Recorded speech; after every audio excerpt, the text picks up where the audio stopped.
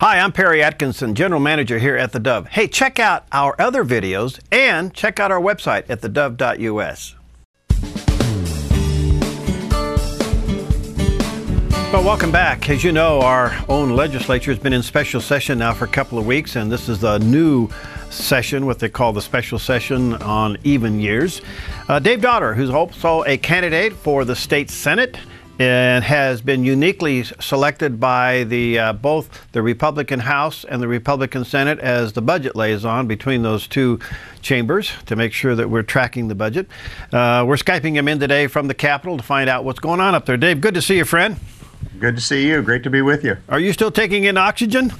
Yes. Yeah. Well, I've been on oxygen for about a week here, but you know, we're winding our way down here. We really are. All right. Well, good. I guess it's good. What are some of the bills that are seemingly getting some attention up there? Well, I think the one that's getting the most attention at this particular moment is the one about the marijuana dispensaries, and the ability of local jurisdictions to opt out of allowing or opt out of marijuana dispensaries. What's really interesting, Perry, about this whole issue is that this bill was initially put into the Senate on the Senate side, and it was bipartisan. It was chief sponsors was a Republican and a Democrat, and they put this bill together. And what it basically said was, hey, a local jurisdiction can make the decision that they do not want marijuana dispensaries within the jurisdiction, and so that was put in there. And so then it goes off to the Senate, and the Democratic chair of that committee pulls that part out, and puts in something that says, hey, you know, you can reasonably regulate them through your land use code, but you can't outright deny that. And the other thing that people wanted to put in there, which again was denied, was, you know, a children's protection. I don't know if your listeners know they know what a Pop-Tart is, but do they know what a Pot-Tart is? There's something out there called a Pot-Tart. Wow. And what this basically said was, you know, you can't market marijuana in such a way that it could be construed that you're marketing it to children. You know, just like you can't do that with cigarettes. Right. And that didn't go through. Wow. So what came out was this quote compromise bill that was kind of watered down and everything. And the interesting part of this then, Barry, is it goes over to the House side. Of course, it's got to get through both chambers. Right. It goes over to the House Judiciary Committee, where, of course, the Democrats have a majority, but that committee put back in both of these provisions and passed it out unanimously, bipartisan. Wow. Now it's hung up that maybe it's going to be sent back to a committee, one of the obscure committees where bills go to die. Okay, there's a whole bunch. It's a very, very bipartisan position here that says, look, this is about local control. You know, if you want to have marijuana dispensaries, that's your decision. But if you don't want to have them, if you're Medford and you don't want to have them, then you ought to have the ability to say no. And this gives you that ability. Any idea, Dave, where President Courtney may be on this issue? You know, I don't know where he specifically is on the issue. It's an interesting question. I haven't heard anything about that, and I wouldn't want to speculate. Okay, because he would have the power to bring it back, wouldn't he? Well, actually, it's over on the House side now, so the battle is over on the House side, not on the Senate side. Okay. So we'll see how that all plays out. But again, this is, you know, one of the issues, of course, for a city like Medford is they've already been threatened with lawsuits. Right. Well, what this would do would give them legal cover, top cover, that said, you know what, the state says we can do this, and we've chosen to do that. If another city somewhere in Oregon decides they don't want to do it, fine, that's their decision. So it's kind of interesting, but I got to tell you something. It's made some Democrats, as I understand, mad as wet hens, because they firmly believe that this ought to be a local issue. And so again, it's bipartisan.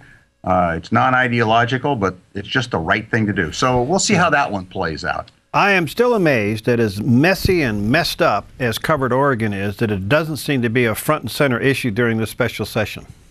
Yeah, that's interesting. Now, I just listened to your last your last segment in which they were talking about the leadership of John Wooden and people actually having a vision and a goal and a mission. And I thought that was well done. So, being a legislator is not about the day-to-day management kinds of things. It's about having the leadership to say, you know what, it's time to hold people accountable for what's going on in this state. And Cover Oregon is the classic example of that. You're absolutely right, Barry. There's nothing being done. I mean, I don't know if you've seen the latest, but some of the media outlets here got hold of an email from Carol Lawson, who was the IT person on this one, and here's what she said.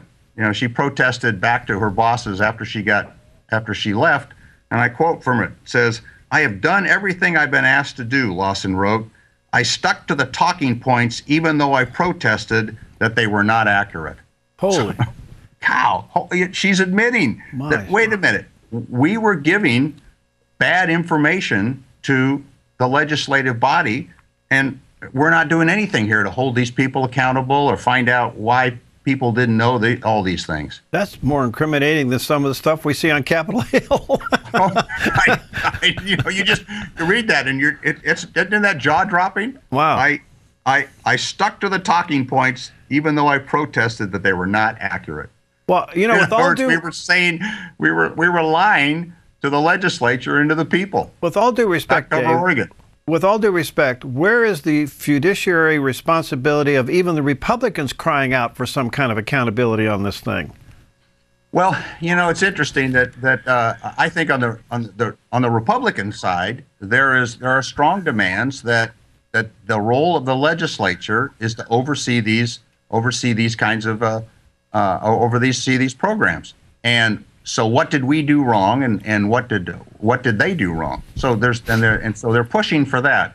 Now when you start to get into the legal issues, we'll kind of have to see how that plays out, because of course, as you can well imagine, the governor's office has come back and said, well, this email is not that mischaracterizes what we were actually doing. Okay, I get it. You and I, how this one goes. I'm just amazed at it. I guess we have to wait and see if Dennis Richardson and Congressman Walden are able to get anywhere with their investigation, and that's yet to play out. But I really thought the purpose of this whole mid-course correction special session was for issues like Cover Oregon and other budget issues. That's correct. This is the kind of issue that you ought to use this special session for, rather than trying to shove through in a short session some bill that you didn't get through in a long session, and that hurts your feelings. So I'm going to keep working on it. I mean, it's just not the right thing. But you think about if they'd from very beginning in a 35-day session started holding a routine and a planned out set of hearings on Cover Oregon, and you don't have to throw mud. Yeah. Just find out. Let's go back to the Sergeant Joe Friday, just the facts, ma'am. Yeah. All right. Before I run out of time, is it true that the legislature now is thinking about getting involved in naming the initiative process? I mean, would that be preempting the Supreme Court's role? Yeah. Yes, it would. That's the very much the concern about that was, wait a minute. This is a separation of powers, or not even a separation of powers issue. This is something that the people of Oregon put into their constitution, right? And there's a whole bunch of legislators who are saying we're not going to vote for this, no matter what we think about it, because the people spoke, and there's a way to name these initiatives, and we shouldn't get involved in it, right? So somebody said, this is not about politics. This is about policy and leadership. And this is what the people want. All right, I got to let you go, but how much longer do you think you'll be involved up there? We have to be done by next weekend, by the 9th, and I'm kind of thinking toward the end of next week. Okay. All right, pal. Thanks for your due diligence. Well, take care. All right, talk to you soon. Looking forward to getting home. All right, we're glad to see you home. All right, Dave Dotterrer with us from the special session up there in Salem. All right, we'll take a quick break. When we come back, we're going to continue our special topic on the 4 blood moons right after this.